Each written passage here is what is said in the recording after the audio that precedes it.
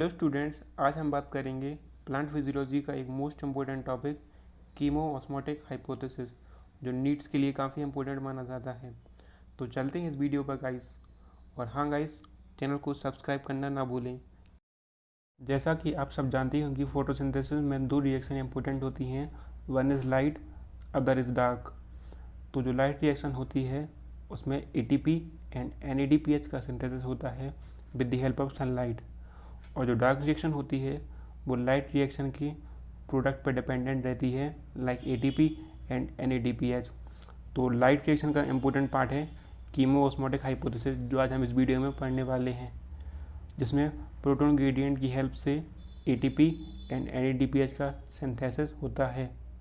अब बात करते हैं ये प्रोसेस होती कहाँ पे है। तो ये प्रोसेस मेम्ब्रेन ऑफ थाइलाकोइड में होती है। तो जो नॉन साइक्लिक फोटोफॉस्फोराइलेशन होता है उसमें दो पीएस साइमल्टेनियसली वर्क करते हैं, one is PS second, other is PS1। तो जो PS1 होता है वो 700 नैनोमीटर की वेवलेंथ पर काम करता है और PS2 680 नैनोमीटर की वेवलेंथ पर वर्क करता है। तो जब PS सेकेंड को सनलाइट से 680 नैनोमीटर की वेवलेंथ मिलती है तो इनर मेम्ब्रेन में वाटर स्प्लिटिंग होती है, जिससे H+ इलेक्ट्रॉन का जनरेशन होता है। और PS2 इसको हाइड्रोजन को और इलेक्ट्रॉन को यानी प्रोटॉन को साइटोक्रोम B एंड F में ट्रांसफर कर देता है with the help of hydrogen. तो जो साइटोक्रोम B एंड F होते हैं वो इलेक्ट्रॉन को PS1 में ट्रांसफर कर देते हैं और वहीं वो हाइड्रोजन को या प्रोटॉन को ल्यूमेन में ट्रांसफर कर देते हैं। तो जिस वजह से ल्यूमेन और स्ट्रोमा में काफ़ी डिफरेंस आ जाता है हाइड्रोजन ग्रेडियंट का, जिससे कंसेंट्रेशन ग्रेडियंट एक क्रिएट हो जाता है। तो जो कंसेंट्रेशन ग्रेडियंट क्रिएट होता है उसकी हेल्प से हम ATP की सिंथेसिस करेंगे। जो हाइड्रोजन है वो ATP सिंथेसिस के पास जाएगा और जो ATP सिंथेसिस होता है उसके दो पार्ट होते हैं, एक होता है F0, एक होता है F1। F1 होता है जो हैंगिंग स्ट्रक्चर होता है और जो स्ट्रोमा में पाया जाता है, और जो F0 होता है वो ल्यूमेन में पाया जाता है। एंड तो अब ATP बनेगा कैसे? तो जब ADP प्लस इनऑर्गेनिक फॉस्फेट जब in the presence of hydrogen या प्रोटॉन कंसेंट्रेशन की हेल्प से ATP बन जाएगा। एंड जब ATP बन जाएगा तो H+ ल्यूमेन से बाहर आके स्ट्रोमा में आ जाएगा। तो अब ये स्ट्रोमा में आया क्यों है? तो ये स्ट्रोमा में इसलिए आया है क्योंकि ये NADP रिडक्टेज के पास जाएगा और NADP प्लस और plus hydrogen in the presence of NADP reductase की हेल्प से NADPH2 का फॉर्मेशन हो जाएगा। तो यहाँ हमारी प्रोसेस कंप्लीट हो जाएगी, जो कि हमें चाहिए था वो मिल गया है, like ATP and NADPH। Let's come to NCERT, जो कि नीट के लिए वेरी इंपॉर्टेंट है। तो लेट्स गेट स्टार्टेड गाइस। तो टॉपिक का नाम है कीमो ऑस्मोटिक हाइपोथेसिस। तो सबसे पहले साइंटिस्ट के बारे में जान लेते हैं। तो साइंटिस्ट की डिस्कवरी की थी पीटर मिशेल ने। तो स्टार्ट करते हैं guys. Let us now try and understand how actually ATP is synthesized in the chloroplast. तो अब हम समझते हैं कि ATP क्यों बनता है क्लोरोप्लास्ट, मतलब कैसे बनता है। The chemiosmotic hypothesis has been put forward to explain the mechanism. तो जो कीमो-ऑस्मोटिक हाइपोथेसिस है वो हमें समझाता है कि ATP कैसे बनता है क्लोरोप्लास्ट में। Like in respiration in photosynthesis too, ATP synthesis is linked to development of proton gradient across a membrane. तो आपने पहले पढ़ा हुआ कि चाहे रेस्पिरेशन हो चाहे फोटोसिंथेसिस हो, ATP सिंथेसिस के लिए प्रोटॉन ग्रेडियंट बहुत ज़रूरी है। तो this time these are membrane of thylakoid. तो मैंने आपको पहले बताया था कि कीमो-ऑस्मोटिक हाइपोथेसिस थाइलाकोइड की मेम्ब्रेन में होता है। देयर इज वन डिफरेंस दो, यहाँ पर लेकिन एक अंतर है। Here the proton accumulation toward the inside of the membrane, यानी कि यहाँ पर प्रोटॉन कंसंट्रेशन ग्रेडियंट ल्यूमेन में होता है, ना कि बीच में होता है। बाकी रेस्पिरेशन या फोटोसिंथेसिस में इंटर मेम्ब्रेन में होता है। तो ये लाइन इंपॉर्टेंट है गाइस। तो let us understand what cause the proton gradient across the membrane. तो मतलब अब समझते हैं कि प्रोटॉन ग्रेडियंट कैसे क्रिएट होता है। We need to consider again the process that place during the activation of electron and their transport to determine the step. तो अब समझते हैं गाइस।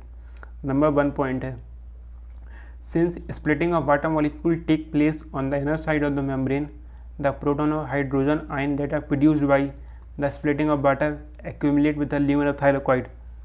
मतलब जो कि वाटर टूटता है इनर साइड ऑफ मेम्ब्रेन मतलब ल्यूमेन में, द प्रोटोन और hydrogen ion that are produce by the splitting, यानी कि वाटर टूटेगा तो क्या बनेगा, आपकी तो प्रोटोन बनेगा मतलब H+ बनेगा और 2 इलेक्ट्रॉन बनेंगे, तो वो ल्यूमेन में आके बी पॉइंट पे as electron move through the photosystem proton are transported across the membrane.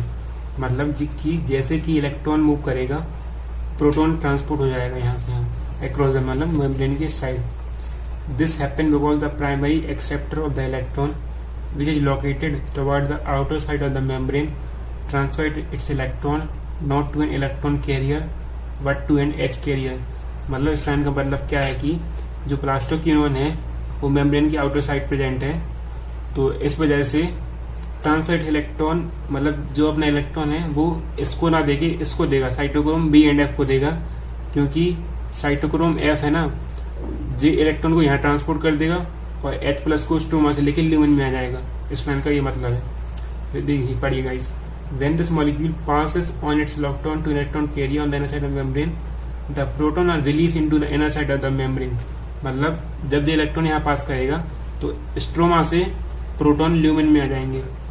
अब बात करते हैं सी पॉइंट की। The NADP reductase enzyme is located on the stroma side of the membrane, यानी कि जो NADP रिडक्टेज एंजाइम होता है वो स्ट्रोमा प्रेजेंट रहता है ना कि ल्यूमेन में। Along with electron that come from the acceptor of electron of PS1 proton are necessary, यानी कि इलेक्ट्रॉन के अलावा PS1 के अलावा प्रोटॉन भी चाहिए पड़ते हैं NADPH2 को बनाने के लिए। This proton also remove from the stroma, यानी कि यूज होने के बाद ये प्रोटॉन यहाँ से निकाल दिए जाएंगे। Hence with in the chloroplast proton in the stroma decrease in number, यानी कि जब ATP बन जाएगा तो स्ट्रोमा में प्रोटॉन के नंबर कम हो जाएंगे। While in the lumen there is accumulation of proton, यानी कि ल्यूमेन में प्रोटॉन बढ़ जाएंगे। This create a proton gradient across the thylakoid membrane, यानी कि यहाँ से ग्रेडियंट क्रिएट हो जाएगा, मतलब यहाँ पे कम है बाहर जा रहा है, मतलब बाहर कम है यहाँ पे जाना है अंदर जाना है। Why we are so interested in the proton gradient, मतलब एक क्वेश्चन पूछ रहा है कि हम प्रोटॉन ग्रेडियंट क्यों बना रहे हैं। This gradient is important because of its break down that lead to the synthesis of ATP। अभी मैंने आपको बताया था कि प्रोटॉन ग्रेडियंट की हेल्प से ही ATP का सिंथेसिस हो पाता है। This gradient is broken down due to movement of proton across the membrane of the stroma through the trans membrane channel, यानी कि ये टूटा कैसे ग्रेडियंट, ये ग्रेडियंट टूटेगा तब जब H+ F0 से पास होके F1 पे आ जाएगा। The ATP synthase enzyme consists of 2 parts, one called F0 is embedded in the thylakoid membrane, यानी कि इसको 2 पार्ट होते हैं, one is called F0 thylakoid membrane के अंदर, that form a trans membrane channel, यानी कि प्रोटॉन के लिए एक चैनल की तरह काम करता है। The other portion is called F1, ये बाहर वाला पोर्शन कहलाता है F1 on the outer side of thylakoid membrane that faces the stroma, यानी कि जो स्ट्रोमा की साइड होता है उसको बोलते हैं F1 एंड जो ल्यूमेन की साइड होता है उसको बोलते हैं F0। The breakdown of the gradient provide enough energy to cause a conformational change in the CF1 particle of the ATP, यानी कि जो ATP का यानी कि H+ का जो ब्रेकडाउन होता है उससे ATP का सिंथेसिस हो जाता है। Chemiosmosis require a membrane, a proton pump, proton gradient and ATP synthesis, यानी कीमोऑस्मोसिस के लिए क्या क्या चाहिए जरूरत है, एक प्रोटॉन पंप, एक मेम्ब्रेन चाहिए यानी कि ल्यूमेन, प्रोटॉन ग्रेडियंट यानी कि यहाँ ल्यूमेन में ज़्यादा स्ट्रोमा में कम, एंड एक enzyme which is ATP synthase. Energy is use to pump proton across a membrane, मतलब ल्यूमेन से बाहर आने के लिए स्ट्रोमा में आने के लिए H+ को एनर्जी चाहिए पड़ती है टू क्रिएट अ ग्रेडियंट, यानी कि ग्रेडियंट कन्वर्ट करने के लिए।